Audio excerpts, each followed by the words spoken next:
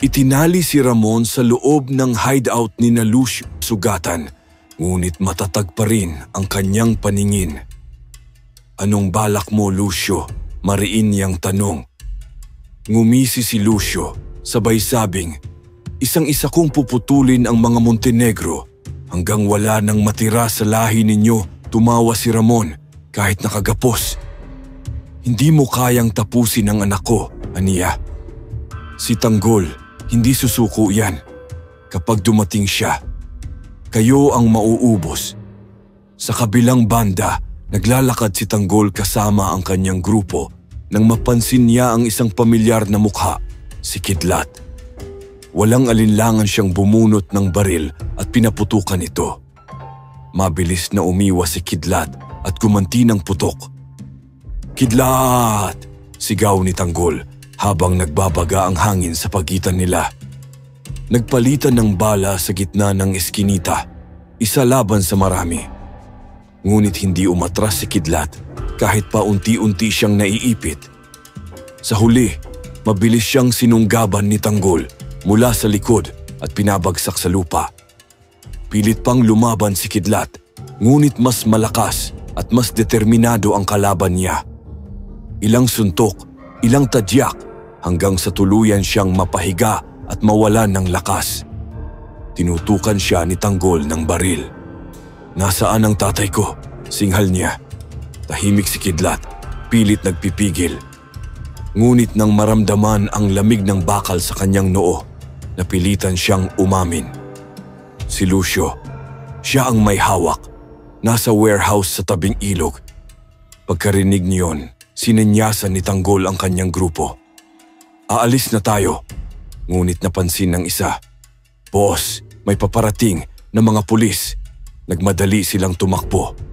Akala ni Kidlat ligtas na siya. Ngunit sa isang iglap, sunod-sunod na putok ang umalingaw-ngaw. Nalagutan ng hininga si Kidlat sa mismong lupaing pinagsimulan ng kanyang kasalanan. Samantala, sa kabilang dako, iniutos ni Rocky Boy sa kanyang mga tauhan. "Alisin na yan." Itapon sa ilog ang tinutukoy niya, si Dimples, walang malay, bugbog at niurakan. Ibinagsak nila ito sa malamig na tubig. Iniisip na doon na matatapos ang lahat. Ngunit tadhana ang kumilos. May nakakita kay Dimples, ang kanyang pamilya. Agad nila itong isinugod sa ospital. Habang umiiyak, tinanong nila ang doktor, "Dok, buhay pa ba siya?" Matigas ang tono ng sagot. "Buhay, pero kritikal. Maraming sugat at komplikasyon. Kailangan nating bantayan sa ICU sa labas ng silid."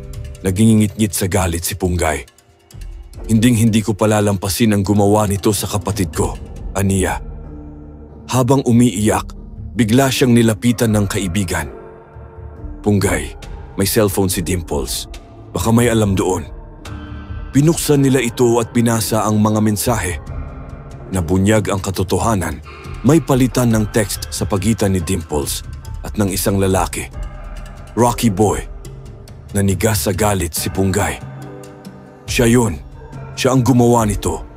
Hindi ako titigil hanggang makuha ko ang hustisya."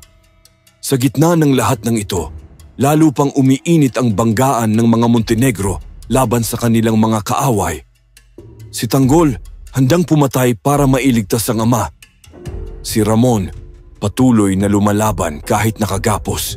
At si Punggay, ginugupo ng puot at pangungulila habang hinahanap ang hustisya para sa kanyang kapatid. Habang tumitindi ang bawat sagupaan, nagiging malinaw ang katotohanan. Sa mundong ito ng paghihiganti at kasinungalingan, walang ligtas. Kahit sino ay maaaring maging biktima, salarin o tagapaghiganti. Sa tingin mo, tama bang binigyan ni Tanggol ng sariling hustisya si Kidlat? O isa na rin ba siyang naging katulad ng mga taong kinamumuhian niya? Ibahagi ang iyong saloobin sa comment section at huwag kalimutang mag-subscribe para sa susunod na madugong kabanata.